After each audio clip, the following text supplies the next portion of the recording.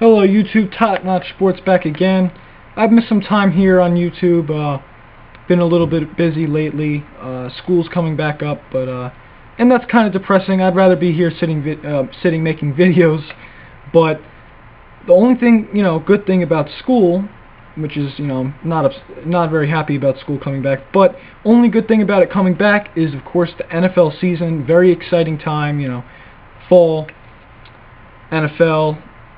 So let's get into it. The AFC playoff picture, in my opinion, 1-6 seeding. This is as of today. I mean, who knows what injuries could happen in the preseason and this last, final week, or just before the season, leading up to the season. But this is kind of background on each team, maybe some things they did that, in the offseason impressed me, and just some reasoning, why I think they'll finish with that record and make the playoffs. So I'm going to start with the 1 seed, 13-3. I have the Denver Broncos, 13-3. I say, to me, I think they go 13-3. One, just because that division's not very good. I mean, they could easily sweep the division, go 6-0. Let's just be realistic. That might just be an easy 6 wins under their belt. So that's one thing. Peyton Manning, just with him, he sat out probably a year and a half, with all his neck procedures. So I think he's going to be even better this year. He has more chemistry with his guys, in Denver. You add a guy like Welker, who can work the middle of the field now, and that the outside guys are going to be that much more effective. You got 2 young backs that could be a great 1-2 punch, a great tandem. One that does it all in Ronnie Hillman, and one that's just a great runner, and Monty Ball, both young. Excuse me. Also, just back to Peyton, his arm strength was just getting a lot better last year. So I feel like he could even put up better numbers. I mean, that's scary because he really played fantastic last season. So I mean, that's pretty self-explanatory. I say, that's a common pick. I say the Broncos go 13-3, take the 1 seed, take the first round bye again. Texans 12-4. I feel like not necessarily completely like the Broncos in their division because they have a threat in the Colts, and we'll see if they make my list. Yeah, they made my list. But anyway, it's not a tough division outside of the Indianapolis Colts. I feel like they could easily win 4 games between the Jaguars and Tennessee, and at least split with the Colts. So that's, 5-6 wins under their belt. I'd say at least 5. So it's not a tough division. I feel like they kind of have the recipes for success, especially in the regular season. What they have is a great offensive line, particularly the zone blocking scheme they run, along with the great run game. Not just Arian Foster, but the ability to have another back in Ben Tate. So if Foster goes down, just another, change of pace back behind Foster, and Foster's probably a top 3 running back. I don't think anyone would dispute that. They have a quarterback that I don't think he's a lead or anything, but he gets the job done in Matthew Schaub. Then, your defense is fantastic. You add Ed Reed, you get Brian Cushing, one of the best linebackers in the league, back on your team. Ed Reed adds leadership, some more grit to that defense. And then you add another outside threat in DeAndre Hopkins. They have a great over-the-middle guy, Owen Daniels, great receiver out of the backfield in Arian Foster, and Andre Johnson, who's a top 10 wide receiver in the NFL when healthy. And you add another outside threat, maybe you don't see as many doubles on Andre now. You have another guy on the outside who can make plays. So that's another option for the quarterback. So I feel that this team could definitely go 12-4, take the 2 seed. Number 3, I'm going to go with the Pats. Still, maybe the best. I mean, at least one of the best quarterback-coach tandems. I feel like they're going to have it under control, even though they haven't looked great. Well, they looked okay in the preseason. It's just that Lions game. But me, I don't really read into preseason that much, except for individual play. And even sometimes that could be a little misleading, if you will. So, still that great system. Implement any player. You're already seeing with, that tight end. I forget his name. I apologize. Check me on that. Who's already playing pretty well for them. Tom Brady can just make guys, a lot better than they really are. I alluded to this in one of my other videos. The system's really good. A lot of players thrive in the system and thrive from Brady, of course. Their defense, it's not that great, but it's improving. I mean, last year, they might have ranked towards the bottom, but in terms of giving up points, they weren't bad. And then you look at their run game. Their run game could be real solid this season. You got Ridley, who's a solid number one. You got Vereen behind him, who's kind of a do-it-all back. As I call it, the Swiss Army knife. He can do some catching. He can protect Tom Brady. He could go in on third down. He can run the ball. He just does a lot of everything. He's a very versatile back. So, and then you look at LeGarrette Blount, who's a good power back. So they have three different types of backs. A number one, solid number one back. Then you got a power back in Blount. And then you have Vereen, who's that Swiss Army knife. He could do everything. So their run game could take a little pressure off the pass game. And Tom Brady, he's probably going to be fine.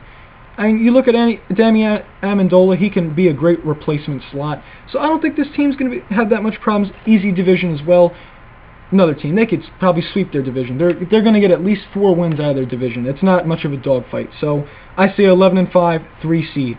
Bengals 4 seed, also 11-5, but I had them losing to New England when they play each other. So they'll fall below because of the head-to-head competition. But I say this is kind of to me, when I think of the Bengals, I think of young. Like when I think of Geno Atkins, when I think of A.J. Green, Andy Dalton, I kind of think of young team that went 10-6 the last 2 years. And I think of them as a team that's ready to take the next step. I think they add a guy like James Harrison, who's going to like physically improve their defense. I mean, the guy is all over the field. He's going to add a little nasty to that defense. He adds a guy who can, from the secondary, bring the pressure, bring the heat, can stop the run, or he could just make tackles all over the field. Adds another leader, another great veteran presence for that team. So, great move. You look at their draft, I think they did a great job in the draft, adding Tyler Effort. I see what they're doing there. You got a guy like Effort, and you got a guy like Gresham. 2 guys that could just keep working the middle of the field, like Gronkowski and Hernandez did so well for the Patriots for a couple of years there.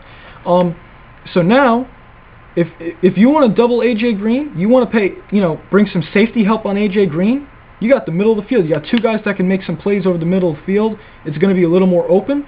Or, you want to clog the middle of the field? Okay, A.J. Green might have some one-on-ones outside. So that really improves their offense. Their run game is decent with Green Ellis. Now they have another guy who can complement him, keep his workload in moderation. And, that makes their run game could be solid. And, again, not make it all about the pass game. And their run game already is solid. So you add another guy to, complement Green Ellis, and it just makes the run game, that much better. It takes it to the next level.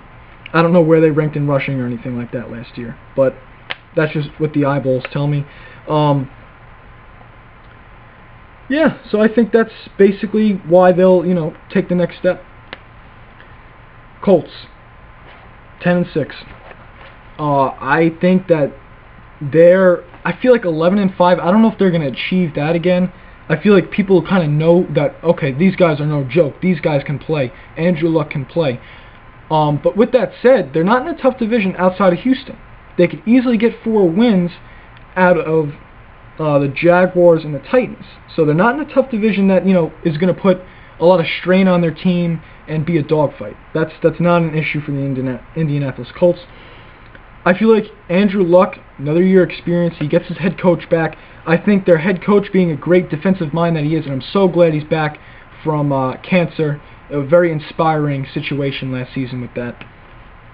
And prayers go back, out to all other cancer patients in the world. But he's a great defensive mind, one of the best in football. So their defense, which is a little soft and middle of the pack last year, could take a step forward this year with the defensive-minded coach, just in the schemes aspect of it. Then their run game, they look like they might be a great running team. You got a physical power back in Vic Ballard, and then you got a guy like Ahmad Bradshaw, who's a solid number 1. Or if they have him number 2 for some reason, he's one of the best number 2 backs in the league. Adds a leader, takes pressure off Luck. Add another guy, Hayward Bay, good outside threat, takes pressure off of Wayne, who they use all over the field. A lot of young players, with that are going to have more experience under their belt this year. I feel like they could just really, keep it going, have a solid 10-6 season. I think they won't go 11-5 or plus, just because I think that the NFL, the AFC this year is just going to be a little tougher. That's just my opinion. So to round it out, I feel like there might be some discrepancy on this pick. I'm going to go with the Pittsburgh Steelers. A lot of people are writing this team off, but based on history, this team, they kind of have a great year one year, off year the next. they, after they won their 2 Super Bowls, they had off season the next year. They had an off season this year. Just the way they are. They're just that type of football team. So I feel like this year is their year to come back, get back on the upswing. They haven't. I understand they haven't looked great, but I feel like it is an aging, getting older type of football team. So I feel like they have a lot of motivation to, have that last run, one of their last runs at it. They have a lot of fire.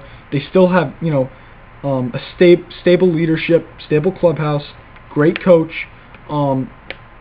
So I feel like this, they're ready to make maybe one of their last runs we'll see out of this group. So first of all, their run game identity crisis is solved. All those, those 4 backs that just all wanted to, had to do everything, they kind of solidified everyone's role, so that's taken care of. You still have an elite quarterback in Ben Roethlisberger. You still have an elite defense. I don't care how much it's aging. It's been in the top 3 for years now. I think it might have even been the best last year. It was at least up there in the top 3 for sure. So those are 2 things. If you have them, you're going to win football games. So I just feel like they have what it takes for that last run. So I say they go 10-6. That rounds out the AFC playoff picture. They're the last wild card spot. Give me your thoughts in the comments section. And just really, I want you guys to continue spreading the word on this channel. I feel like this could be, a really popular sports channel on YouTube. And the only way I can achieve that is for you guys. Thanks for checking it out.